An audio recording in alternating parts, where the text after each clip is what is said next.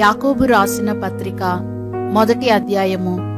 దేవుని యొక్కయు ప్రభువైన యేసుక్రీస్తు యొక్కయు దాసుడైన యాకోబు అన్యదేశములయందు చెదరియున్న 12 గోత్రముల వారికి శుభమని చెప్పి వ్రాయున్నది. నా సహోదరులారా, మీ విశ్వాసమునకు కలుగు పరీక్ష ఓర్పును పుట్టించునని ఎరిగి మీరు నానా విధములైన శోధనలలో పడునప్పుడు అది మహా ఆనందమని ఎంచుకొనుడి.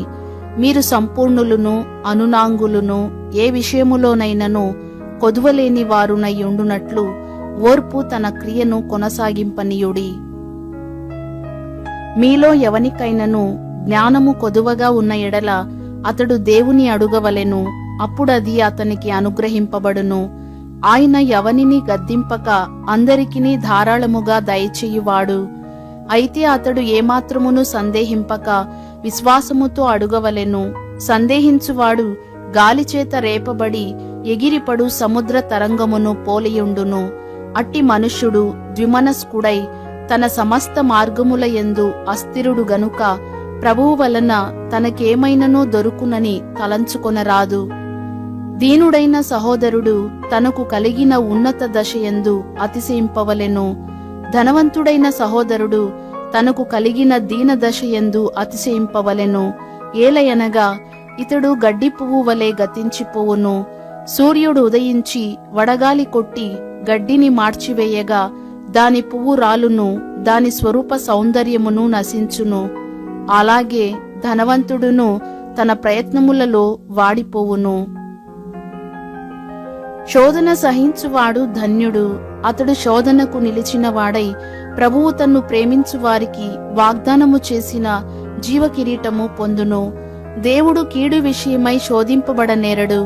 ఆయన ఎవనిని శోధింపడు గనుక ఎవడైనను శోధింపబడినప్పుడు నేను దేవుని చేత శోధింపబడుచున్నానని అనకూడదు.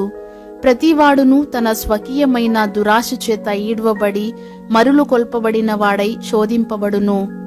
దురాశ గర్భము ధరించి పాపమును కనగా పాపము పరిపక్వమై మరణమును కనును. నా ప్రియ సహోదరులారా, మోసపోకుడి.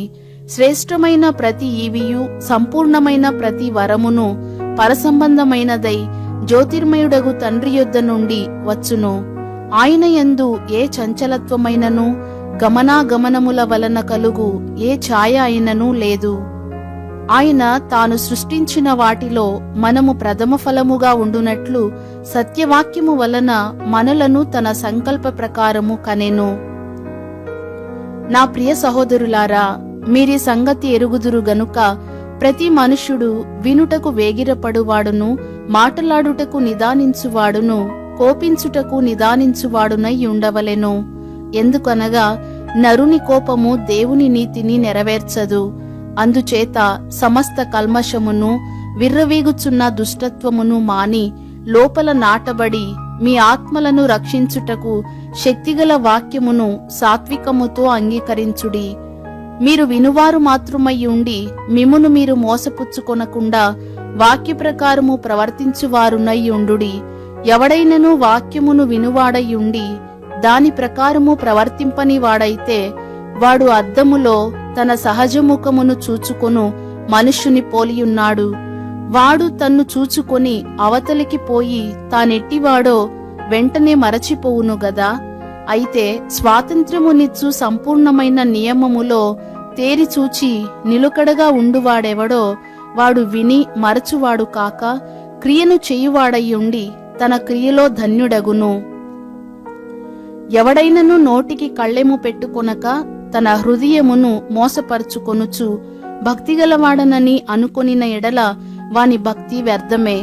తండ్రి అయిన దేవుని ఎదుట పవిత్రమును నిష్కళంకమునైన భక్తి ఏదనగా దిక్కులేని పిల్లలను విధవరాండ్రను వారి ఇబ్బందిలో పరామర్శించుటయు ఇహలోక మాలిన్యము తన కంటకుండా తన్ను తాను కాపాడుకొనుటయునే.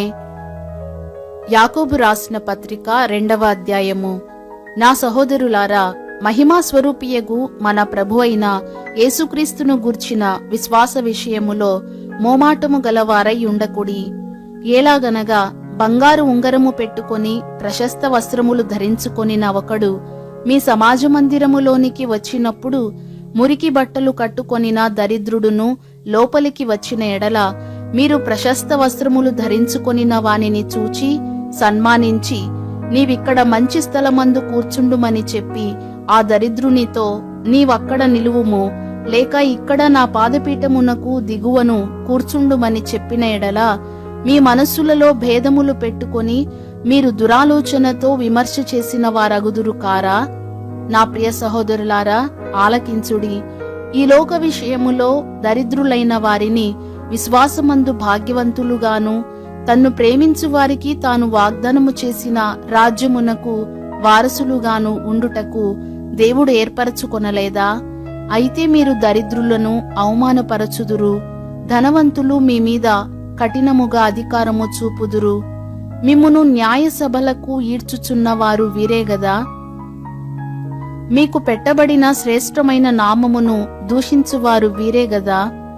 మెట్టుకు నీవలే నీ పొరుగువాని ప్రేమించుమను లేఖనములో ఉన్నట్టి ప్రాముఖ్యమైన ఈ ఆజ్ఞను మీరు నెరవేర్చిన ఎడల బాగుగానే ప్రవర్తించువారగుదురు.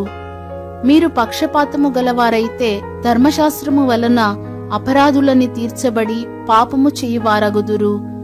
ఎవడైనను ధర్మశాస్త్రమంతయు గైకొనియు ఒక ఆజ్ఞ విషయములో తప్పిపోయిన ఎడల ఆజ్ఞలన్నిటి విషయములో అపరాధియగును. వ్యభిచరింపవద్దని చెప్పినవాడు నరహత్య చేయవద్దనియూ చెప్పెను గనుక నీవు వ్యభిచరింపకపోయినను నరహత్య చేసిన ఎడల ధర్మశాస్త్ర విషయములో అపరాధివైతివి. స్వాతంత్ర్యము ఇచ్చు నియమము చొప్పున తీర్పు పొందబోవు వారికి తగినట్టుగా మాటలాడుడి, అలాగుననే ప్రవర్తించుడి. కనికరము చూపనివాడు కనికరము లేని తీర్పు పొందును, కనికరము తీర్పును మించి అతిశయపడును. నా సహోదరులారా, క్రియలు లేనప్పుడు ఎవడైనను తనకు విశ్వాసము కలదని చెప్పిన ఎడల ఏమి ప్రయోజనము? అట్టి విశ్వాసం అతని రక్షింపగలదా?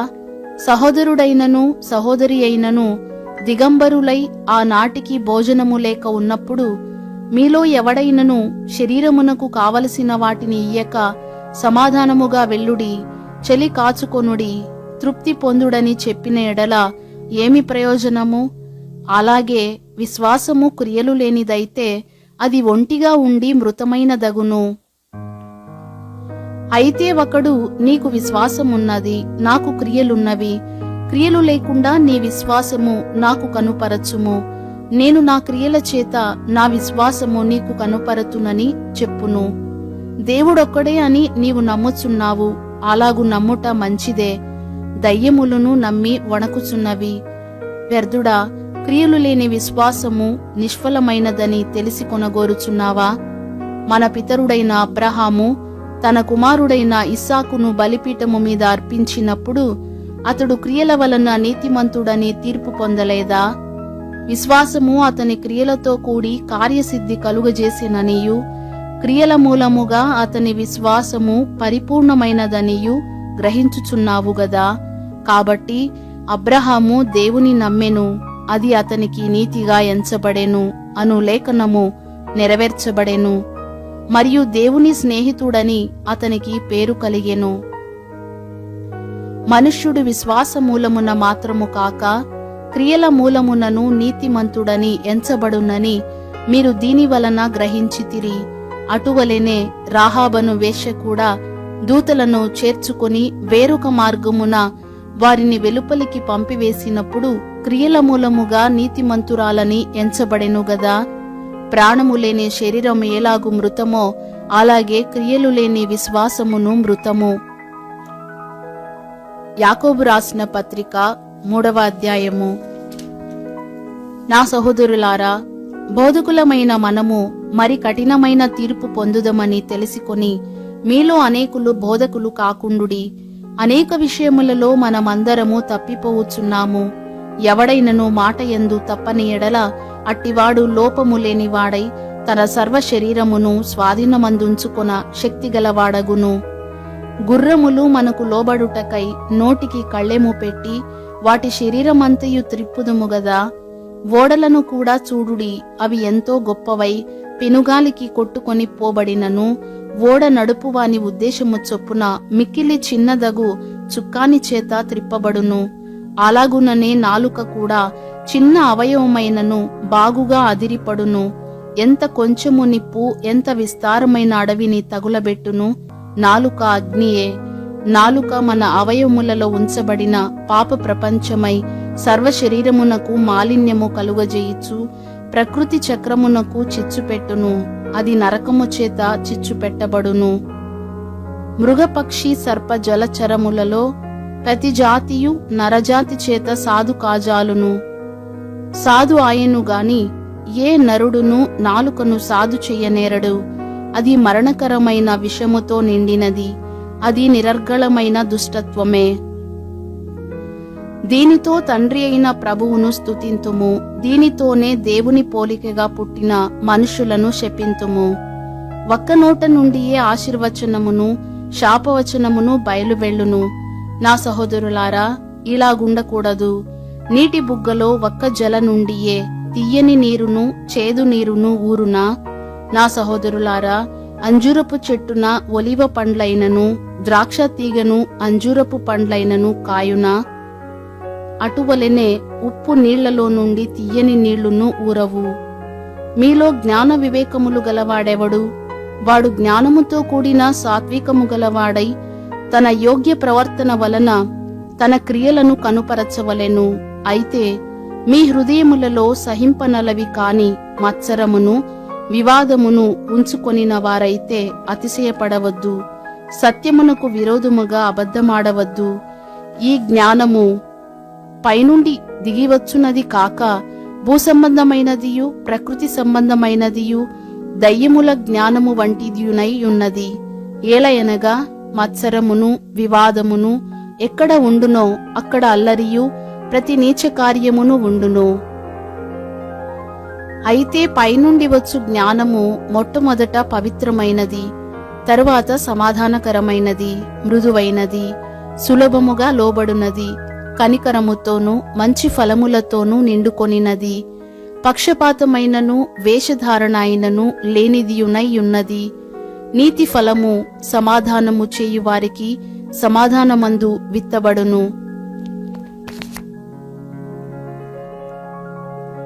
యాకోబు రాసిన పత్రిక 4వ అధ్యాయము. మీలో యుద్ధములును పోరాటములును దేని నుండి కలుగుచున్నవి? మీ అవయములలో పోరాడు మీ భోగేచ్ఛల నుండియే గదా. మీరు ఆశించుచున్నారు గాని మీకు దొరకుటలేదు. నరహత్య చేయుదురు, మత్సరపడుదురు గాని సంపాదించుకొనలేరు. పోట్లాడుదురు, యుద్ధము చేయుదురు గాని దేవుని అడుగనందున మీకేమీయూ దొరకదు. మీరడిగినను మీ భోగముల నిమిత్తము వినియోగించుటకై దురుద్దేశముతో అడుగుదురు గనుక మీకేమీయూ దొరకుటలేదు. వ్యభిచారిణులారా, ఈ లోక స్నేహము దేవునితో వైరమని మీరెరుగరా? కాబట్టి ఎవడు ఈ లోకముతో స్నేహము చెయ్యగోరునో వాడు దేవునికి శత్రువగును. ఆయన మనయందు నివసింపజేసిన ఆత్మ మత్సరపడునంతగా అపేక్షించునా అను లేఖనము చెప్పునది వ్యర్థమని అనుకొనుచున్నారా? కాదుగాని ఆయన ఎక్కువ కృపనిచ్చును. అందుచేత దేవుడు అహంకారులను ఎదిరించి దీనులకు కృప అనుగ్రహించును అని లేఖనము చెప్పుచున్నది. కాబట్టి దేవునికి లోబడి ఉండుడి, అపవాదిని ఎదురించుడి, అప్పుడు వాడు మీ యొద్ద నుండి పారిపోవును. దేవుని యొద్దకు రండి, అప్పుడు ఆయన మీ యొద్దకు వచ్చును. పాపులారా, మీ చేతులను శుభ్రము చేసుకొనుడి. విమనస్కులారా, మీ హృదయములను పరిశుద్ధపరచుకొనుడి. వ్యాకులపడుడి, దుఃఖపడుడి, ఏడువుడి. మీ నవ్వు దుఃఖమునకును మీ ఆనందము చింతకును మార్చుకొనుడి. ప్రభువు దృష్టికి మిమ్మును మీరు తగ్గించుకొనుడి, అప్పుడు ఆయన మిమ్మును హెచ్చించును.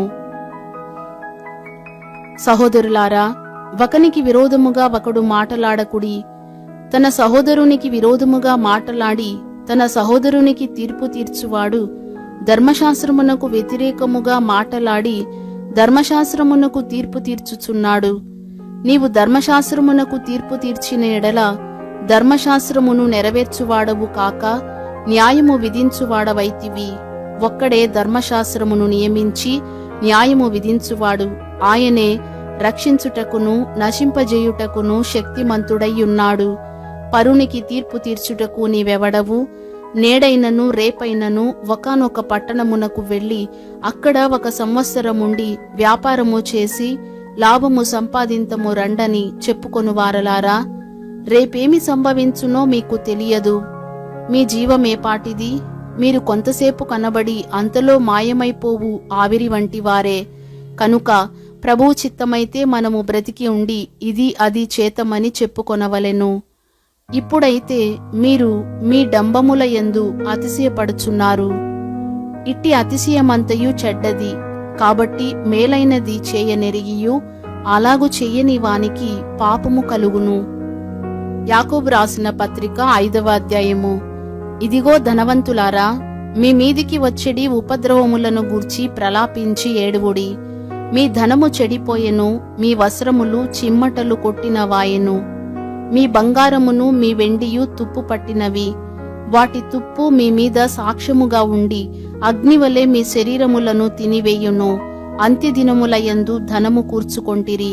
ఇదిగో మీ చేలు కోసిన పనివారికి ఇయ్యక మీరు మోసముగా బిగబట్టిన కూలి మొరపెట్టుచున్నది. మీ కోతవారి కేకలు సైన్యములకు అధిపతియగు ప్రభు యొక్క చెవులలో చొచ్చి ఉన్నవి. మీరు భూమి మీద సుఖముగా జీవించి భోగాసక్తులై వదదినమునందు మీ హృదయములను పోషించుకొంటిరి. మీరు నీతిమంతుడైన వానికి శిక్ష విధించి చంపుదురు, అతడు మిమ్మును ఎదిరింపడు. సహోదరులారా, ప్రభువు రాకడ వరకు ఓపిక కలిగి ఉండుడి. చూడుడి, వ్యవసాయకుడు తొలకరి వర్షమును కడవరి వర్షమును సమకూడు వరకు విలువైన భూఫలము నిమిత్తము ఓపికతో కాచుకొనుచు దాని కొరకు కనిపెట్టును గదా. ప్రభువు రాక సమీపించుచున్నది గనుక మీరును ఓపిక కలిగి ఉండుడి. మీ హృదయములను స్థిరపరచుకొనుడి. సహోదరులారా, మీరు తీర్పు పొందకుండు నిమిత్తము ఒకని మీదనొకడు సణగకుడి. ఇదిగో న్యాయాధిపతి వాకిట నిలిచియున్నాడు. నా సహోదరులారా, ప్రభువు నామమున బోధించిన ప్రవక్తలను శ్రమానుభవమునకును ఓపికకును మాదిరిగా పెట్టుకొనుడి. సహించిన వారిని ధన్యులను కొనుచున్నాము గదా. మీరు యోబు యొక్క సహనమును గూర్చి వింటిరి. ఆయన ఎంతో జాలియు కనికరమును గలవాడని మీరు తెలిసికొని ఉన్నారు. నా సహోదరులారా, ముఖ్యమైన సంగతి ఏదనగా ఆకాశము తోడని గాని భూమి తోడని గాని మరి దేని తోడని గాని ఒట్టు పెట్టుకొనక మీరు తీర్పు పాలు కాకుండునట్లు అవునంటే అవును కాదంటే కాదు అని ఉండవలెను. మీలో ఎవనికైనను శ్రమ సంభవించెనా అతడు ప్రార్థన చేయవలెను. ఎవనికైనను సంతోషము కలిగేనా అతడు కీర్తనలు పాడవలెను. మీలో ఎవడైనను రోగి అయి ఉన్నాడా అతడు సంఘపు పెద్దలను పిలిపింపవలెను. వారు ప్రభువు నామమున అతనికి నూనె రాచి అతని కొరకు ప్రార్థన చేయవలెను. విశ్వాస సహితమైన ప్రార్థన ఆ రోగిని స్వస్థపరచును. ప్రభువు అతని లేపును. అతడు పాపములు చేసిన వాడైతే పాపక్షమాపణ నొందును. మీ పాపములను ఒకనితోనొకడు ఒప్పుకొనుడి. మీరు స్వస్థత పొందునట్లు ఒకని కొరకు ఒకడు ప్రార్థన చేయుడి. నీతిమంతుని విజ్ఞాపన మనఃపూర్వకమైనదై బహుబలము గలదై ఉండును. ఏలియా మన వంటి స్వభావము గల మనుష్యుడే. వర్షింపకుండునట్లు అతడు ఆసక్తితో ప్రార్థన చేయగా 3.5 సంవత్సరముల వరకు భూమి మీద వర్షింపలేదు. అతడు మరలా ప్రార్థన చేయగా ఆకాశము వర్షమిచ్చెను, భూమి తన ఫలము ఇచ్చెను.